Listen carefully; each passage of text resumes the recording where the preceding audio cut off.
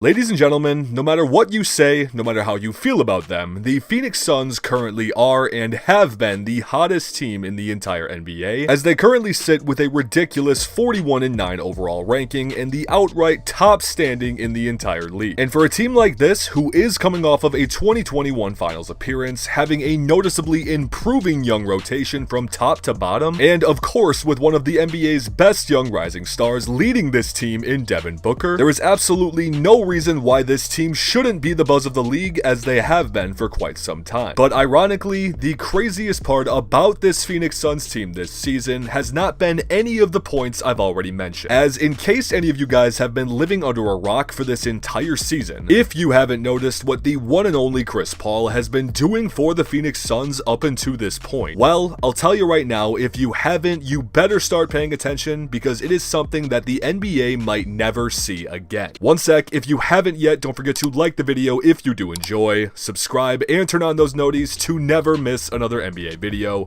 Love you guys. And if you haven't yet, I am highly encouraging you to cave in and join the family because according to my numbers, over 95% of you guys coming back to watch the content haven't even subscribed yet. So for anyone that does, I appreciate you, thank you so much. But anyway, let's get back on topic with Chris Paul, who very well might be having his best year yet in his 17th NBA season. Because so far this season, Chris Paul is putting up very impressive averages of 15 points, 4.5 rebounds, and a league-leading 10.3 assists per game. And for any of you that might have been watching Chris Paul recently, specifically in the month of January, you would think that he is in the prime of his NBA career. As just to give you a sample size of his last 5 games, he has been putting up 21.5 points, 12 assists, and 6 boards per game, while also shooting an absolutely absurd 57% from the field and 50% from behind the arc. May I remind you, in his 17th NBA season at 36 years old. And if the numbers read off so far don't quite convince you that this might be Chris Paul's best season yet, you don't have to take my word for it, but let's look at the very reliable Basketball Reference's current MVP tracker, which as of this week currently has Chris Paul at the 4th best odds to win the 2022 MVP out of anybody across the league. I mean, we all know that prime CP3 competed for a fair amount of MVP awards throughout his career, but to be doing so at this day and age, with the position he plays and the size he is at, it is truly unprecedented. But some of you might be asking, yeah, his numbers are great and all, but what exactly is so historic about it? Well, I'm gonna try to refrain from mentioning that Chris Paul is in his 17th NBA season again, but what we're gonna do is grab 2 other players from NBA history who are at the same caliber as Chris Paul and also played the same position for the same amount of time. Make your guesses now for who I'm selecting with these comparisons, but the first one we have grabbed is Jason Kidd, who when in his 17th NBA season had averages of just under 8 points, 4.5 rebounds, and 8 assists per game, which of course are solid numbers for almost anyone who is in the 17th year of their career, but when you look at his numbers side by side with what CP3 is doing right now, they really do pale in comparison. And now that we've done this comparison, our next selection is widely regarded as one of, if not the best point guards to ever play the game, which is the one and only John Stockton. And when Stockton was in his 17th season, he also had pretty solid averages of 13.5 points, 3 rebounds, and 8 assists per game. And again, I'm not going to try to slander these averages in any way, but when you compare them to what Chris Paul has done so far in the 2022 season, I was not joking in the slightest when I said that this is a truly historic thing that we are witnessing. And do you want to know what I personally think is the best thing about everything that we have listed off to you guys so far? Well, if I told you that Chris Paul has not missed a single game out of the 50 that the Phoenix Suns have played so far this season, would you believe me? Well, you don't have to believe me because it is a fact and it makes everything about this that much better. But another thing about Chris Paul and just the way that he has played this season that is insane to me is the simple fact that he has been able to outlast most of his peers playing alongside him throughout the course of their entire careers. Like for example, real quick, let's just take DeAndre Jordan and Blake Griffin, who most of you probably remember all 3 played together back in the glory days of Lob City in Los Angeles. But back then, if you were to tell me once we fast forward to the year 2022 that Chris Paul would be doubling, almost tripling the productivity of Blake Griffin and DeAndre Jordan out there on the court, I'm gonna go out on a limb and say that I think most people would call you crazy crazy. And back to the statement that this might very well be the best season that Chris Paul has put up in his entire career thus far. People are legitimately not joking when they say this. As for example, when we pull up the statistics from what is widely referred to as Chris Paul's best season ever compared to what he is doing this season, outside of the scoring dependency put on him, there is not much of a difference in his major statistical categories. But if you somehow still need more convincing that Chris Paul is putting up one of the best seasons out of anybody